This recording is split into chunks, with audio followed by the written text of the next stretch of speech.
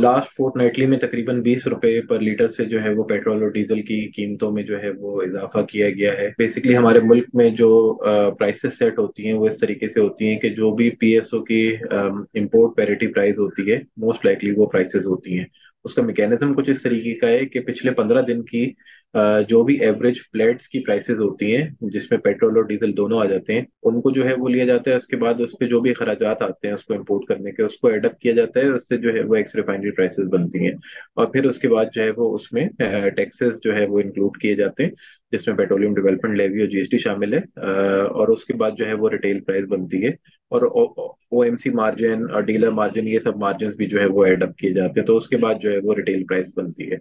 अगले फोर्टनाइटली में एक्सपेक्टेड है, जैसे मैंने बताया था कि पिछले 20 रुपए पर लीटर से जो है वो प्राइसेस बढ़ी हैं, बट फिर भी जो इंटरनेशनल प्राइसेस हैं वो अभी उनकी एवरेज ऊपर है। हमारी जो लास्ट फोर्टनाइटली की प्राइसेस थी उसमें एवरेज नीचे आई थी, चूंकि प्राइसेस बढ़ना शुरू हुई थी। और इस फोर्टनाइटली में हमें उसका इम्पैक्ट कंप्लीटली विजिबल होगा।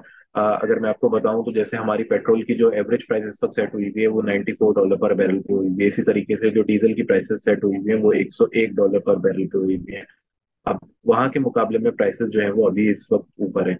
तो एक्सपेक्ट किया जा सकता है कि अगले फोर्टनाइटली में 15 अगस्त को तकरीबन 20 से 22 रुपए पर लीटर जो है वो डीजल कीमत में जो है वो इजाफा होगा। इसी तरीके से पेट्रोल कीमत में तकरीबन 12 से 13 रुपए पर लीटर का जो है वो इजाफा होगा। इसमें एक इम्पॉर्टेंट पहलू ये है कि ऑब्वियसली करेंसी जो है वो एक मेजर इम्पैक्ट क्रिएट कर रही होती है, क्योंकि जो भी करेंसी में डिप्रिसिएशन होती है उसका इम्पैक्ट जो है वो पेट्रोल प्राइसेस में आता है।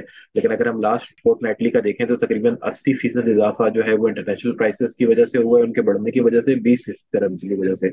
और इस दफा भी एक्सपेक्टेड है तकरीबन 85 से 90% इजाफा जो है वो ज्यादा इंटरनेशनल ऑयल प्राइस में जो इंक्रीज आया है उसकी वजह से होगा। बाकी 8 से 10% जो है वो करेंसी डेप्रिसिएशन की वजह से होगा। मजीद न्यूज अपडेट्स और डिजिटल स्टोरीज के लिए सब्सक्राइब करें डॉन न्यूज पाकिस्तान।